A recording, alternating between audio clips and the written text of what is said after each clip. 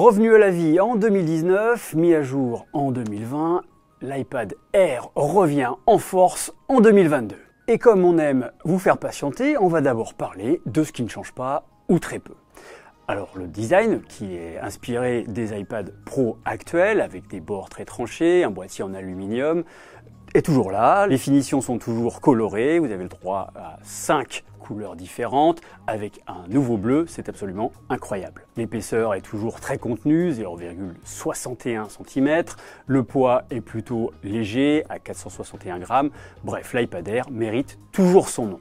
À l'arrière, une caméra 12 mégapixels dont on ne dira rien, si ce n'est peut-être un petit peu de mal, parce qu'elle n'est pas capable de faire de vraiment belles photos, mais elle servira malgré tout à un petit peu de réalité augmentée, ce qui est plutôt bien. Elle fait des vidéos plutôt stables en 4K. Bref, c'est un appareil photo d'appoint, on ne va pas y passer des heures. En façade, on voit arriver une caméra ultra grand angle avec un capteur de 12 mégapixels qui est compatible avec la technologie Center Stage, c'est-à-dire que vous pourrez faire des visioconférences en vous déplaçant latéralement et en restant toujours dans le cadre. Vous pouvez évidemment aussi filmer avec plusieurs personnes autour de vous et elles seront elles aussi dans le cadre. Merveilleux.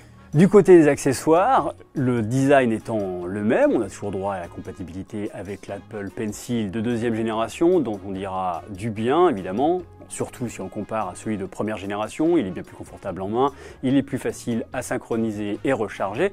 Bref, ce n'est pas un achat obligatoire, mais si vous aimez dessiner ou prendre des notes sur l'iPad Air, sur son écran de 19,9 pouces, pourquoi pas? Bien entendu, l'iPad Air est également doté des smart connecteurs qui lui permettent de brancher des claviers compatibles. Alors chez Apple, c'est le Smart Folio Keyboard et le Magic Keyboard. Enfin, pour en terminer avec la connectique, le port USB-C qui revient pour une deuxième saison est dopé lui aussi. Il permet maintenant des débits de 10 gigabits par seconde. C'est plutôt une bonne nouvelle si vous aimez décharger rapidement des photos sur votre iPad. Il permet aussi de connecter des moniteurs jusqu'à 6K. Par exemple, le Pro Display XDR ou le Studio Display qui a été introduit le 8 mars par Apple. Enfin, autre petite nouveauté sur la connectique, l'arrivée de la 5G. Alors la 5G est là, mais pas complètement répandue. On va dire donc que l'iPad Air s'inscrit dans la durée et c'est plutôt une bonne chose. Bien sûr, c'est une option. Passons maintenant à l'essentiel, à la vraie grosse nouveauté qui était une surprise, la puce intégrée à l'intérieur de l'iPad Air.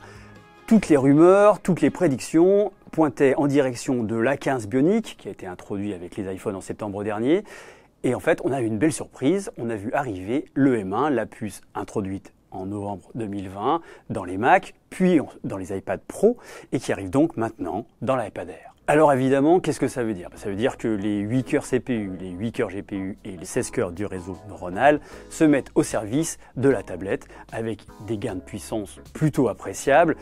Sur la partie CPU, on va noter un petit 66% en plus par rapport à la génération précédente qui était équipé de la 14 Bionic, rappelons-le, un coefficient multiplicateur de performance de 2,4 pour la génération d'avant qui était équipée de la 12 Bionic. Pour la partie GPU, même principe, 72% de performance en plus, 2,5 à 5 fois plus de performance par rapport à la première génération d'iPad Air revenu à la vie. Vous l'avez compris, le M1 est hyper performant et vous pourrez jouer, faire tourner des applications professionnelles ou exigeantes sans avoir aucun problème, d'autant qu'elle ne throttle pas, c'est-à-dire qu'elle ne surchauffe pas et ne réduit pas ses performances en contrepartie. On parle de contrepartie, et oui, il y en a une malgré tout, elle se trouve du côté de l'autonomie. Alors il n'y a pas d'effondrement catastrophique avec un iPad Air qui s'en va au bout de 2 heures, non, ce n'est pas ce qui se passe chez Apple. Mais néanmoins, la promesse des 10 heures d'autonomie s'éloigne légèrement. La génération 2020, en autonomie polyvalente, notre test qui simule des différents usages du quotidien, arrivait à 9h59, au plus près des 10 heures. Cette nouvelle génération, elle, s'essouffle à 9h48.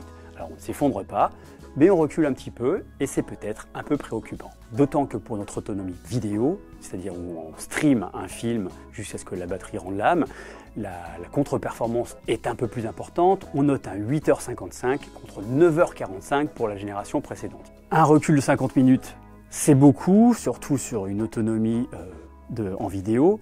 Et c'est plutôt surprenant vu que le M1 est généralement plutôt à l'aise dans ce domaine-là, notamment sur les MacBook et MacBook Pro, MacBook Air. Alors peut-être que le format très compact de l'iPad Air montre ses limites. Comme l'iPhone SE, l'iPad Air 2022 voit son prix augmenter. Le modèle avec 64 Go est désormais vendu 699 €. C'est plutôt cher. D'autant que si on doit apporter notre petite remarque à la cause, on vous orientera plutôt vers les 256 Go parce que 64 Go, quand on a tendance à installer des applications, à télécharger des vidéos, à regarder dans le train par exemple, c'est vite très peu.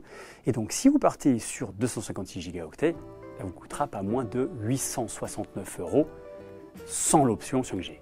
Alors ce prix doit-il vous faire fuir? Si vous avez un budget serré, on vous oriente tout de suite vers l'iPad d'entrée de gamme qui a beaucoup d'atouts. L'iPad Air est de plus en plus, et c'est encore plus vrai avec le M1, positionné en porte d'entrée, en charnière entre le grand public et le professionnel.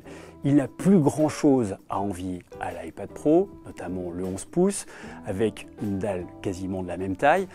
C'est donc à vous de justifier ce prix d'une certaine manière, soit en ayant un usage très intensif de la tablette en termes de création graphique, par le dessin ou par la prise de notes, soit en le transformant avec un clavier en mini PC. Et dans ce cas-là, la facture se justifie davantage. Vous avez un produit hybride, une nouvelle voie vers le futur.